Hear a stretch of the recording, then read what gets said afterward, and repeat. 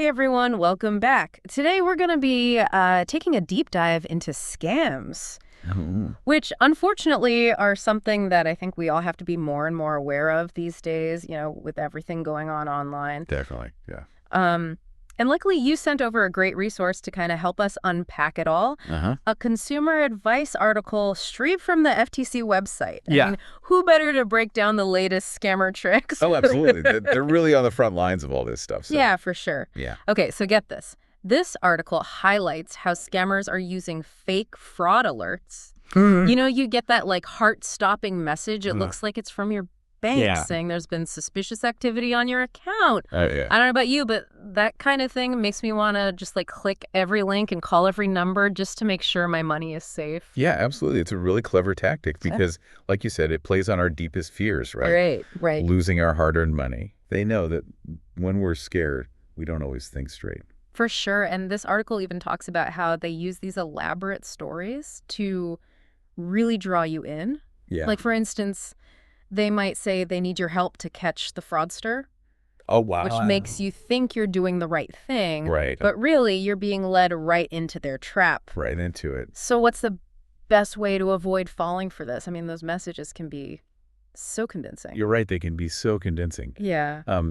I think the golden rule here is never click on links in unexpected messages. Rawr.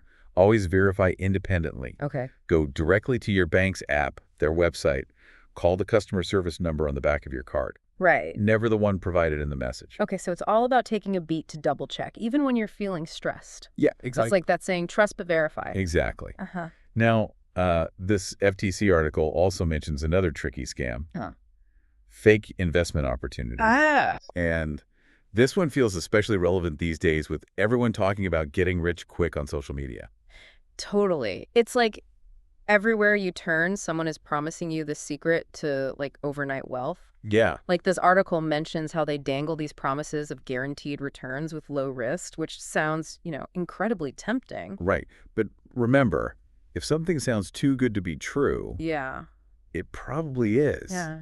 Investing always involves some level of risk, Yeah. and there's no such thing as a guaranteed return. Right. And plus, they often use spoofed websites that look incredibly legitimate, making it even harder to spot the scam. Oh, wow. So it's like they're creating this illusion of a sure thing, knowing that people are often looking for a shortcut to financial success. Yeah, it really highlights how these scams tap into our deepest desires and insecurities. That Yeah. fear of missing out, the allure of quick riches. It can make us overlook those red flags. Exactly. Okay, that's a good point. What should people look out for when it comes to these investment opportunities?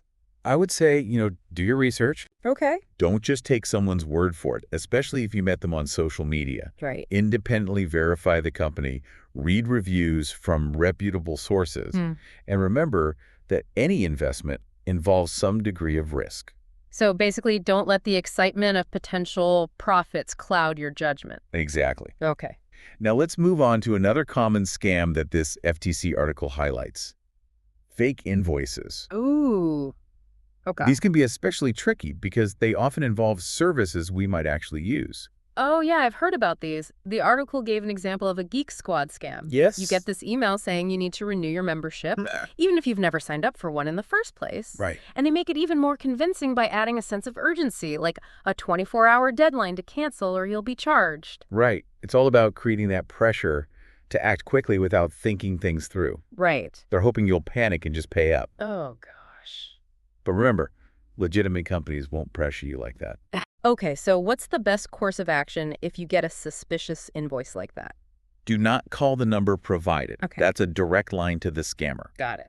Instead, independently look up the company's contact info, maybe from a previous bill or their official website, and reach out to them directly. Okay. And what about those situations where they ask for remote access to your computer to fix the problem? Oh, yeah. Never give them remote access. Oh, okay. That's like handing them the keys to your entire digital life. Yeah. They can install spyware, steal your passwords, drain your bank accounts. The damage can be extensive. Wow, it's scary how much damage these scammers can do. It is. It is. Another important thing is to verify everything. Okay. Don't take anyone's word for it, Uh-huh. especially when it comes to financial matters. Right. Do your own research, check with trusted sources, Okay. and don't be afraid to ask questions. So trust but verify, right. Exactly. You've heard that before. Exactly. And finally, remember that you're not alone. Okay. If you think you've been targeted by a scam, don't be embarrassed or afraid to report it. Right. You can always report it to the FTC at reportfraud.ftc.gov. And they have a whole team dedicated to fighting fraud and protecting consumers. That's right. Yeah. Reporting scams helps the authorities track trends, identify perpetrators, Right. and ultimately create a safer environment for everyone. Knowledge is power. Yeah. By understanding how these scams work, we Right. can be more vigilant and less likely to fall victim. Right. The key is to stay informed, be skeptical, trust your instincts, and never be afraid to ask questions. That's such great advice. And I think it's a message worth sharing with friends and family, too. Yeah. The more we spread awareness, the better equipped we all are to fight back against these scammers. Absolutely, because ultimately it's about creating a safer online environment for everyone. Yeah. And hopefully by having these conversations, we can make it a little harder for scammers to succeed. Well said. Thanks for joining us on this deep dive. Of course, thanks for having me. Remember, stay scam savvy out there.